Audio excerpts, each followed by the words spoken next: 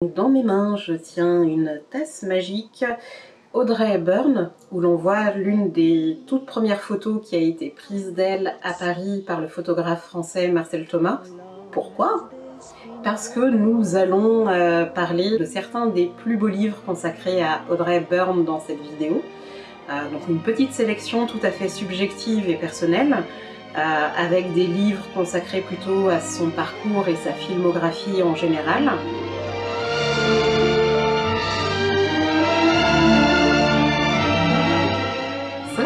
Sur Audrey Hepburn, c'est tout de suite sur Culturellement Vôtre. This is grand, this is great. I'm in such a lovely state. Can one kiss do all of this?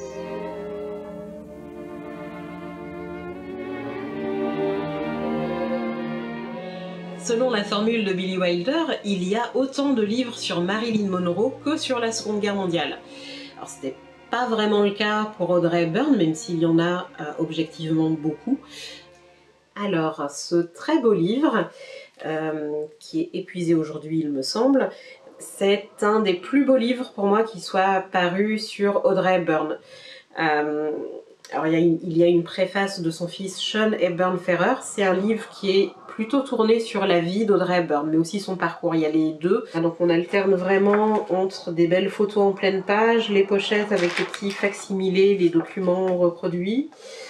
Donc là on est sur la partie biographique avant le début de sa carrière, ses débuts de danseuse.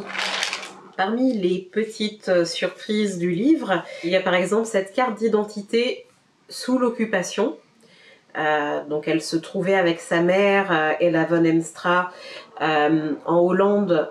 Malheureusement, ses parents pensaient qu'elle serait plus en sécurité en Hollande que dans l'internat en Angleterre où elle se trouvait, étant donné que l'Angleterre venait de déclarer la guerre à l'Allemagne.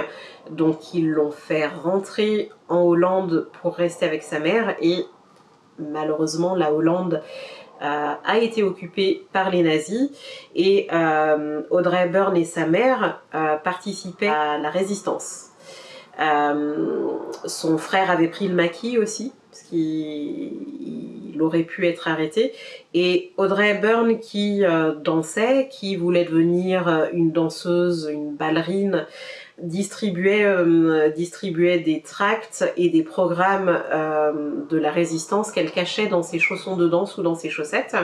C'était des spectacles clandestins où à la fin les gens donnaient de l'argent pour financer la résistance en Hollande. Donc voilà, il y a par exemple ce petit programme. Là voilà, sur la page de droite, du coup il y a les morceaux sur lesquels elle a dansé. On voit par exemple le numéro 15, c'était Papillon, où elle est créditée comme Audrey Hepburn Ruston. Ruston étant son nom de naissance. Son père a fait rajouter Hepburn par la suite parce qu'il s'était découvert des origines avec un James Hepburn qui était un descendant de la reine Mary Stuart,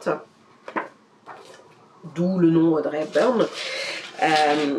Et par la suite, il y a aussi des photos de famille.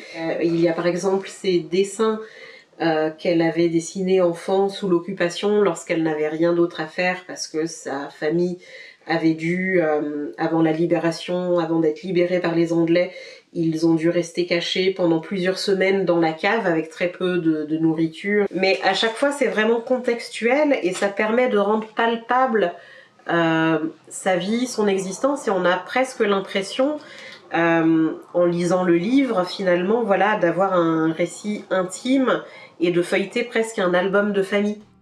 Empathy, is it something like sympathy? Oh, it goes beyond sympathy. Sympathy is to understand what someone feels.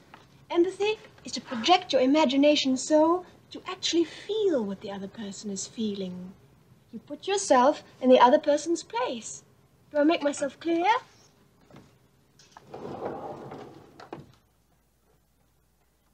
Ce qui est très beau avec ce livre, c'est que les petites surprises, les petits facsimilés, les reproductions de lettres, actes de naissance, etc. Ne sont pas gadgets. Ça se justifie vraiment par le contenu qui donne l'image d'une Audrey Hepburn intime, tout en mettant en valeur l'actrice qu'elle était, l'artiste qu'elle était, son influence sur le monde du cinéma et de la mode. Voilà les débuts au cinéma.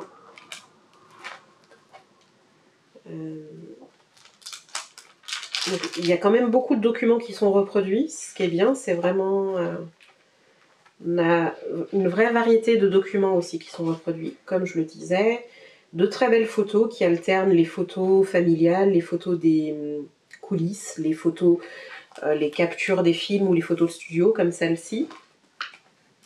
Une grosse partie du livre est bien entendu consacrée à la carrière d'Audrey Hepburn, à l'évolution de sa carrière, comment elle accède à la gloire, comment elle mène sa carrière tout en continuant à mener sa vie de femme. Donc on a de très belles photos dans les coulisses. On a des photos de famille toujours, voilà, avec la naissance de son fils Sean. Là, par exemple, c'est la pochette pour Diamant sur canapé. Donc là, c'était une invitation à l'avant-première à l'Alexandria, je crois, voilà. Invitation officielle de la Paramount Pictures. On a aussi un extrait du facsimilé de la copie de quelques pages de la copie du scénario de Diamant sur canapé annoté par Audrey Hepburn. Donc voilà, c'est 4 pages, voilà, où elle surlignait notamment certains mots pour la prononciation. D'ailleurs, un fait qui est assez peu connu sur Audrey Hepburn, c'est que très tôt, avant même de devenir célèbre, dès qu'elle a eu son premier tout petit rôle, où pourtant elle avait très peu de mots à dire, elle a pris des cours de diction, parce qu'elle était complexée par sa diction naturelle, qu'elle ne trouvait pas assez élégante, qu'elle trouvait trop monotone, et elle a très tôt travaillé sa voix. Et on voit sur ce script-là qu'elle a accentué pas mal de mots, souligné pas mal de mots. Ça donne aussi des indications sur sa méthode en tant qu'actrice, sur son travail d'actrice, son travail de préparation. Donc on a également la reproduction manuscrite de la lettre que Truman Capote avait envoyée personnellement à Audrey Hepburn après la sortie de Diamant sur canapé. Truman Capote donc, étant l'auteur du livre originel qui a inspiré le film. Et c'est d'autant plus intéressant de lire cette lettre que c'est très connu que Truman Capote ne voulait pas d'Audrey Hepburn dans le rôle. Il avait été assez déçu en apprenant que c'est elle qui allait être castée, même s'il l'appréciait personnellement, parce qu'il aurait souhaité que ce soit son amie Marilyn Monroe qui ait le rôle. Holly Golightly avait été inspirée par plusieurs amies mondaines, socialistes de Truman Capote, mais il s'était aussi en partie inspiré de Marilyn Monroe. Les auteurs, Helen Irwin et Jessica Z. Diamond, ne sont pas du tout dans un côté Wikipédia pour la biographie, il y a un côté intimiste. Les informations sont très fiables, sinon Sean Hepburn Ferrer n'aurait pas fait la préface de toute évidence. Donc pour moi, s'il y avait vraiment juste un livre biographique, un beau livre biographique avec de belles photos à retenir de Audrey Hepburn pour une collection, ce serait vraiment ce livre-là, donc Souvenirs et trésors d'une femme d'élégance, que l'on peut trouver, je pense, assez facilement d'occasion, même si le livre est aujourd'hui épuisé. Hi.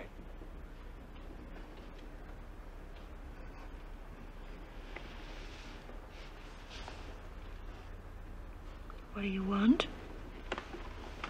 I want to talk to you. I'm busy. What are you doing? Reading. South America, land of wealth and promise. It's very interesting. Alors, si vous souhaitez vraiment avoir un regard personnel sur la vie, la carrière d'Audrey Hepburn et son engagement auprès de l'UNICEF, donc Un fils se souvient par son fils aîné, Sean Hepburn Ferrer, est le meilleur livre que vous pourrez trouver sur le sujet. Si vous voulez le lire d'un coup, on va dire, il se lit en 2-3 heures. C'est pas un livre qui est très long, mais c'est un beau livre de témoignages. Alors évidemment, il sera question de la carrière d'Audrey Hepburn, de ses films, mais c'est vraiment l'éclairage personnel qui domine. Par exemple, là, nous avons une photo de Anthony Beauchamp, qu'il avait pris d'Audrey Hepburn en 1949. Toute cette série de photos, qui est devenue assez connue maintenant, a été réalisée donc plusieurs années avant qu'elle devienne célèbre. Mais Anthony Beauchamp avait repéré Audrey Hepburn lors d'un des spectacles de comédie musicale qu'elle donnait sur scène. Et il l'avait rencontrée, il me semble, dans les coulisses. Et il avait tout de suite été subjugué par son visage et son charisme, son magnétisme. Et il avait insisté pour prendre des photos d'elle gratuitement, sans lui faire payer, parce qu'il croyait que voilà, qu'elle allait exploser, qu'elle allait devenir une star. Évidemment, il avait eu raison. Des photos de mode évidemment, et après on passe très vite du chapitre sur le style et l'élégance d'Audrey Hepburn, sur sa collaboration avec Hubert de Givenchy, à son engagement justement pour l'UNICEF. Donc ce sont les derniers chapitres du livre, de 1988 jusqu'à ce qu'elle tombe malade fin 1992, après son dernier voyage pour la Somalie. Ça justement c'était une photo de la Somalie.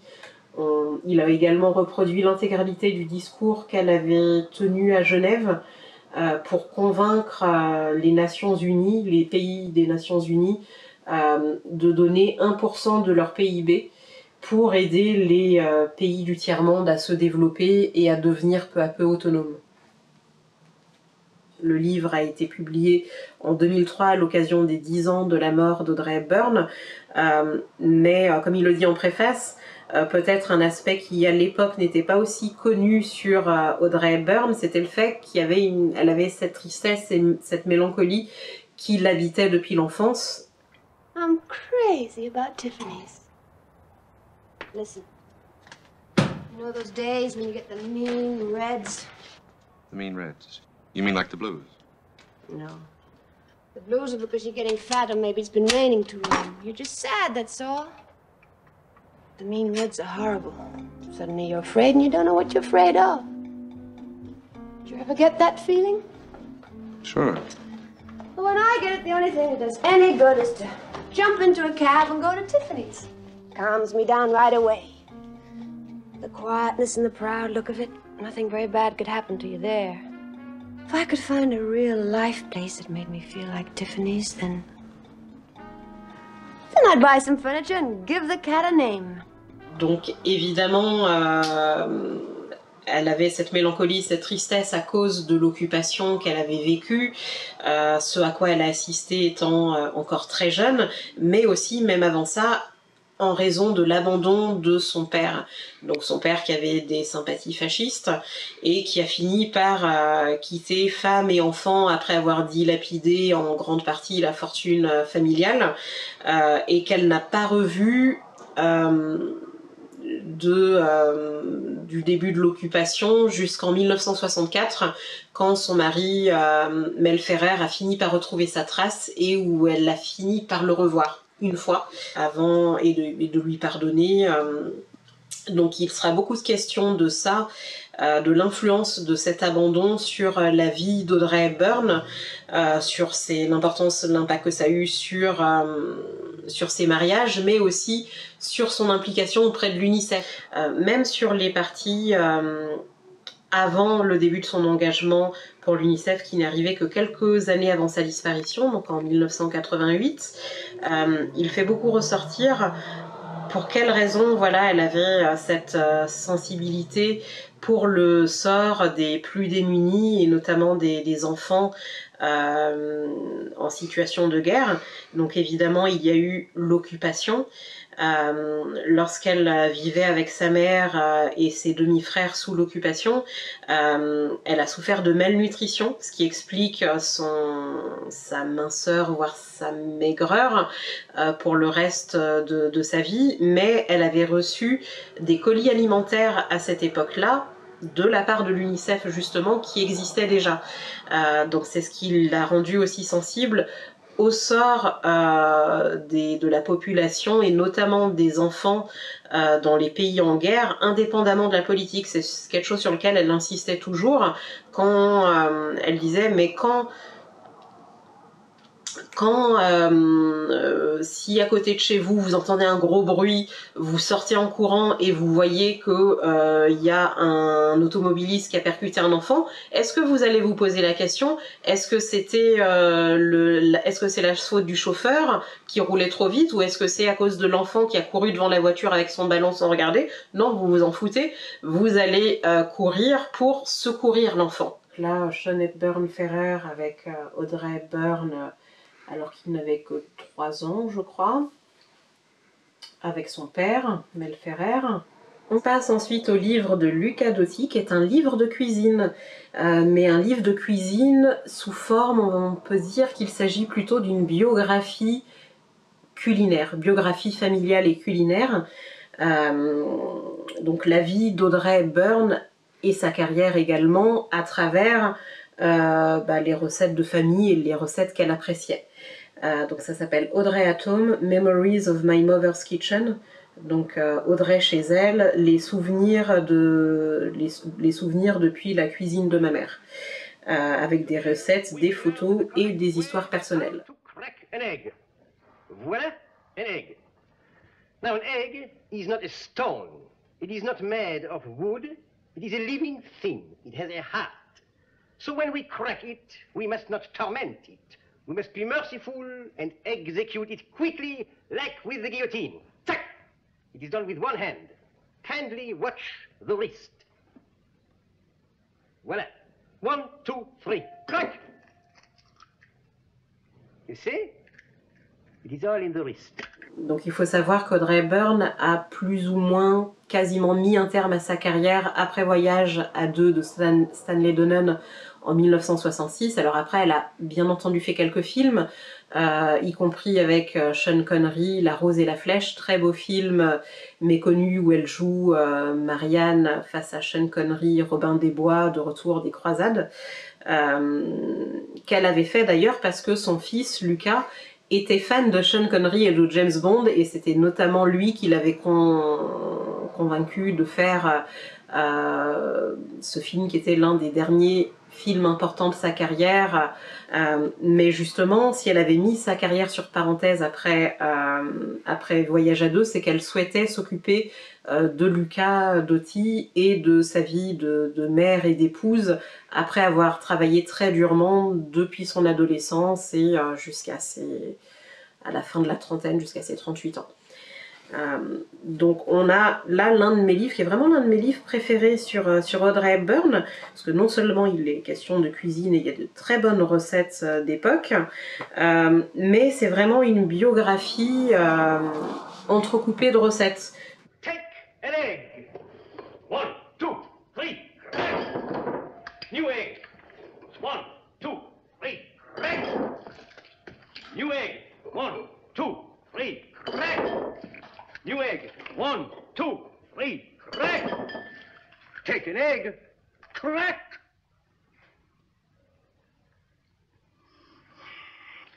The wrist. Like a whip, you watch. 1, 2, 3. Crack. New egg. Donc il y a énormément de photos de famille, y compris des photos qu'on ne voyait pas dans le livre de Sean Hepburn Ferrer que je vous ai présenté juste avant. Ce qui se dégage vraiment du livre, c'est la simplicité d'Audrey Hepburn. Elle vivait en Suisse dans une maison, un domaine qu'elle avait nommé la paisible, et on a des recettes finalement qui sont simples, qui donnent une idée de convivialité et de partage. On a par exemple une recette de fondue chinoise qu'elle préparait beaucoup avec ses amis en Suisse. On a des recettes, beaucoup de recettes italiennes, étant donné que son second mari était italien, donc elle a vécu des années à Rome.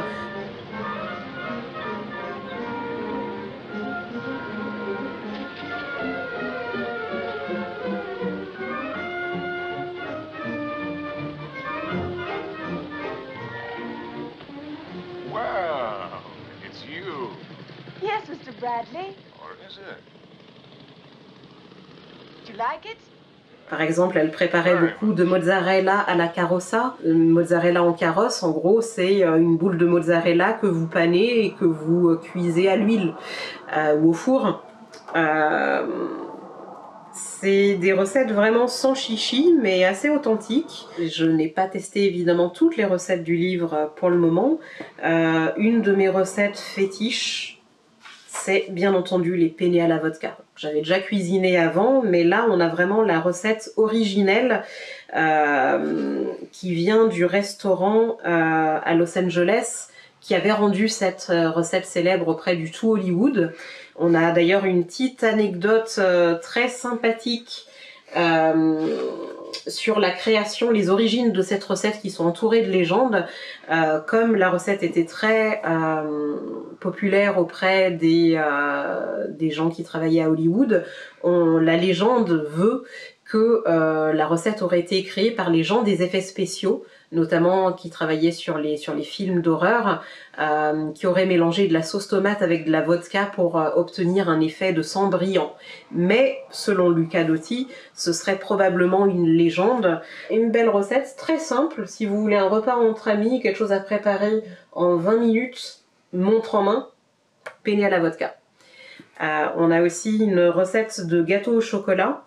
Audrey Hepburn était une fan de chocolat et son fils justement raconte que lorsque les troupes anglaises sont arrivées et ont libéré la Hollande, une des premières choses qu'on lui a données, c'est des barres chocolatées et que en fait elle a failli mourir de faim d'ailleurs à cause de la malnutrition, donc elle s'était empiffrée de barres de chocolat à s'en rendre malade. Mais du coup le gâteau au chocolat est resté l'un de ses desserts préférés et du coup elle n'avait pas noté elle la recette qu'elle faisait à ses enfants, mais son fils a passé pas mal d'années à faire des expérimentations pour retrouver la recette de sa mère et pour aboutir finalement à ce qui se rapprochait le plus de ce qu'elle faisait. Donc on a la fameuse recette du chocolat, du gâteau au chocolat d'Audrey Hepburn avec de la crème fouettée. Right. Now, ready? Head up a little. You're so happy. All right, run. Run! What? Oh, why did I ever... What's the matter? I don't know which way to go. Well, that way. I'm sorry, I'm terribly nervous. I've never done anything like this. Nothing to be nervous about. You're going to be great. Now, listen closely. You're in Paris. Tuileries. You got balloons. There's a sudden shower, and you're very, very happy. Why am I so happy? Because I say you are. Irrésistible Audrey Hepburn aux éditions Duchesne avec des textes de Iris Lanelou. Donc il s'agit d'un livre de photos principalement qui est plus mineur mais qui peut être intéressant pour les personnes justement qui veulent un premier livre de photos qui passe un petit peu en revue toute la carrière d'Audrey Hepburn avec de la variété à la fois des photos de studio, des photos personnelles, des photos de coulisses. Donc on a un petit peu tout ça dans ce beau livre qui a une première partie de biographie. Donc la biographie fait 26 pages, 26 grandes pages. Elle est bien faite, elle s'appuie beaucoup sur le livre de Sean Hepburn-Ferrer en réalité. Il y a 2-3 petites erreurs factuelles, mais toutes petites qui sont assez mineures. Mais c'est un bon condensé, une bonne synthèse biographique on va dire. Et ensuite on a la partie photo qui est variée dans le bon et dans le mauvais sens du terme, c'est-à-dire on a des très belles photos des coulisses notamment. Les photos des coulisses sont généralement toutes très bien choisies. Mais pour les parties photos de studio ou les reproductions d'affiches, pour moi c'était peut-être moins nécessaire, et surtout certaines reproductions d'affiches on sent que ça a été trouvé sur internet ou qu'il y a eu des mauvais scans, et du coup d'une photo à l'autre des fois on a une impression, une résolution d'image qui est excellente, et des fois on a des photos dont la résolution est pas terrible, donc c'est un peu dommage, mais ça reste malgré tout un bon livre qu'on trouve aujourd'hui d'occasion pour quelques euros si vous savez bien chercher. Et les photos personnelles et les photos de coulisses, notamment j'aime bien cette photo qui avait été prise aux Oscars la nuit, il me semble, où Audrey Byrne avait été oscarisée pour Vacances romaines, justement, où elle était face à Grace Kelly. Et voilà, on voit Audrey Byrne dans le fond et Grace Kelly au premier plan. Quelques années plus tard, ça a été l'inverse. Les deux étaient nominés, c'est Grace Kelly qui avait reçu l'Oscar. You're happy. Now run. Great. That's great. Let's go. Wonderful.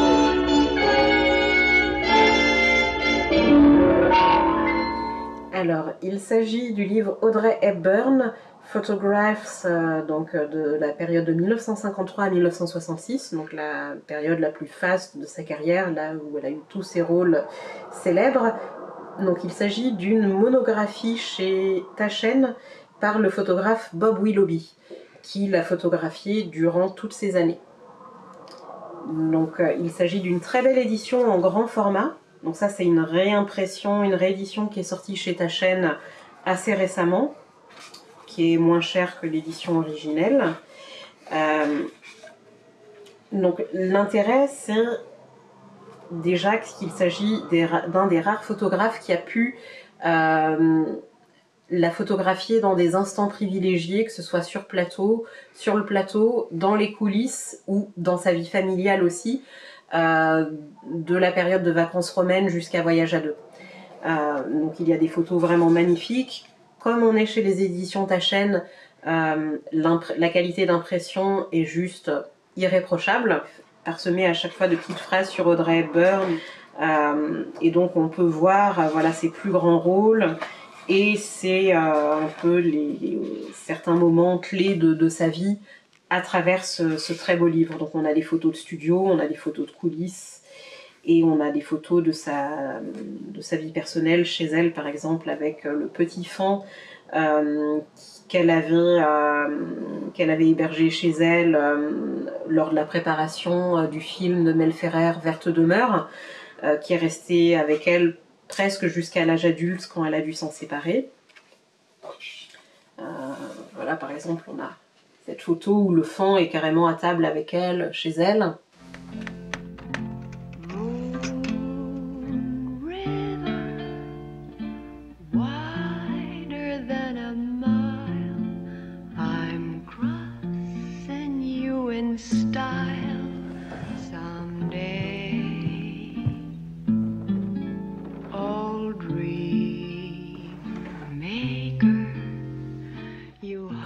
La prochaine vidéo sera consacrée à Diamant sur canapé. Je vous présenterai également 3 livres sur Diamant sur canapé. 3 beaux livres, très différents les uns des autres. Donc ce sera la prochaine vidéo.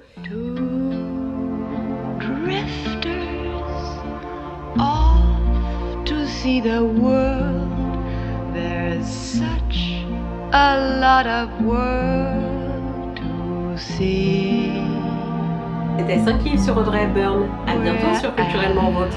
N'hésitez pas à partager, à mettre un pouce bleu, même un pouce vers le bas si vous voulez nous jeter au lion.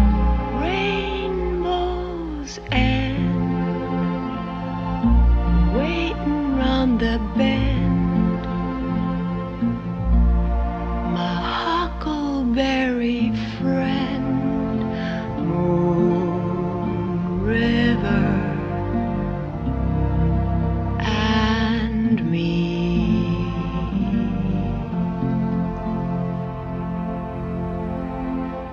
Petit bonus pour terminer, ce n'est pas vraiment un livre sur Audrey Hepburn, mais c'est un petit roman chick lit, feel good, inspiré justement par la légende d'Audrey Hepburn et plus particulièrement son personnage phare, Holly Golightly, dans Diamant sur canapé. Donc ça s'appelle Audrey Hepburn, La vie et moi de Lucy Holiday. Il s'agit en réalité du premier tome d'une trilogie où le pitch, c'est tout simplement une jeune actrice